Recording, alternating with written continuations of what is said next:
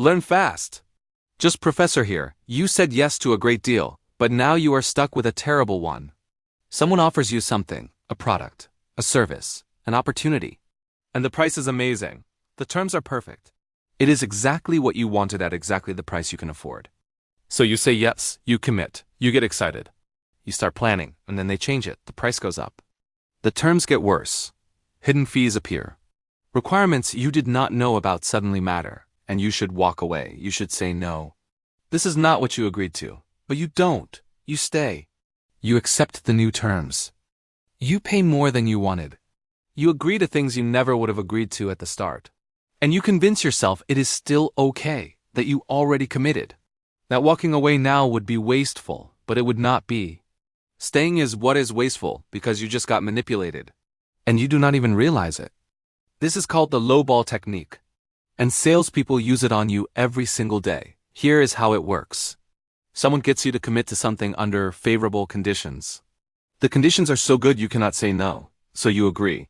You commit mentally. You start seeing yourself with the thing. You start imagining how it will improve your life. And once you commit, your brain changes. It stops evaluating whether this is a good idea. It starts defending the decision you already made. So when the terms change, when the price goes up, when the deal gets worse, your brain does not treat it as a new decision. It treats it as a small adjustment to a decision you already made. And small adjustments feel acceptable, so you stay. Even though if they had offered you the final terms at the beginning, you would have said no immediately. This is why the lowball technique is so effective. It does not force you into a bad decision, it tricks you into making a good decision first. And then it slowly turns that good decision into a bad one. And you go along with it because walking away feels harder than staying. Most people think they would notice this happening. They think they would catch the bait and switch. They think they would walk away when the terms change. But they do not. Because once you commit, your brain is invested. It does not want to admit the decision was a mistake. It does not want to waste the time you already spent. It does not want to feel foolish for getting tricked. So it finds reasons to stay, reasons to accept the new terms, reasons to believe it is still a good deal. And you convince yourself that you are making a rational choice. But you are not. You are just protecting yourself from the discomfort of admitting you got played. Think about how this shows up when you buy something. You see a car advertised at a great price. You go to the dealership, you test drive it, you fall in love with it. And then they tell you the advertised price was for a different model. Or it does not include fees. Or it requires a bigger down payment. The actual price is thousands more, and you should leave. But you do not.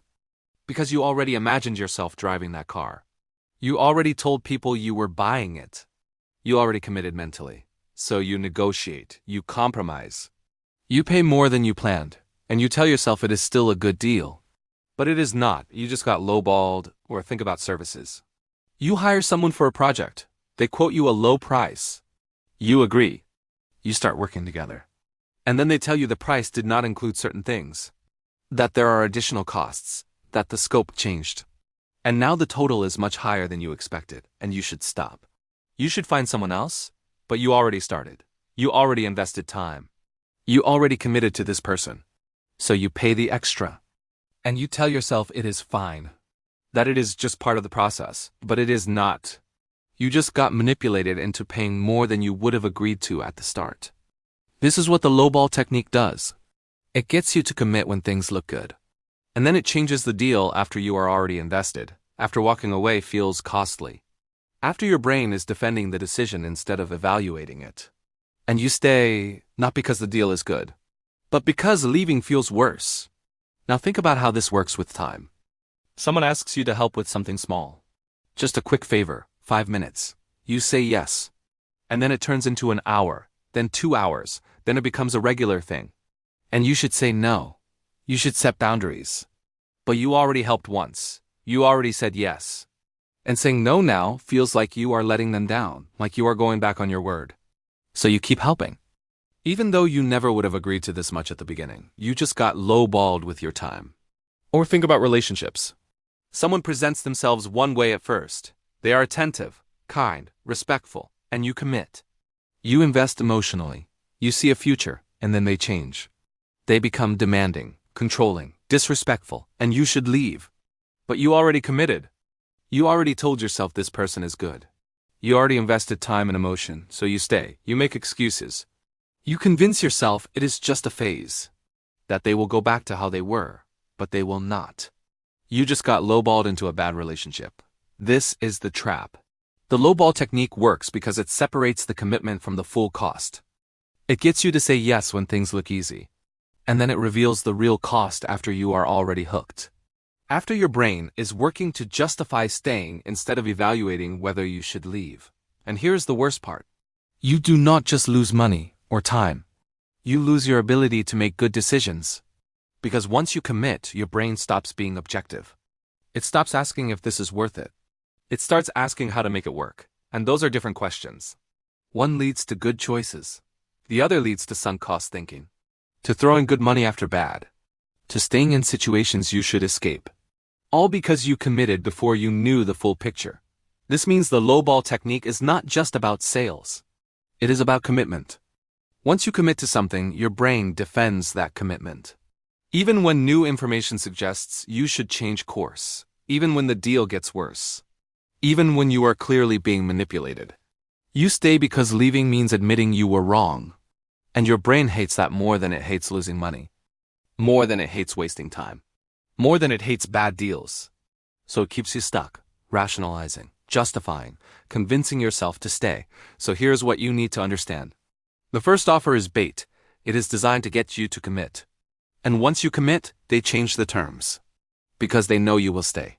They know walking away feels harder than accepting the new deal. They know your brain will defend the commitment you already made. And they exploit that. Not because they are evil. But because it works. And it works on everyone, including you. Stop treating commitment as permanent. Stop thinking that saying yes once means you have to say yes forever. Stop believing that walking away after committing is failure. It is not. It is recognizing that you were given incomplete information. That the deal changed. That you are allowed to change your mind when the terms change. The lowball technique only works if you stay after the bait and switch. If you walk away, it fails. But walking away requires recognizing that your initial commitment was based on false conditions. And most people cannot do that. They cannot admit they got tricked, so they stay. And they pay. And they convince themselves it was their choice. But it was not. It was manipulation, and you fell for it. Watch the next video to see more ways people trick you into saying yes.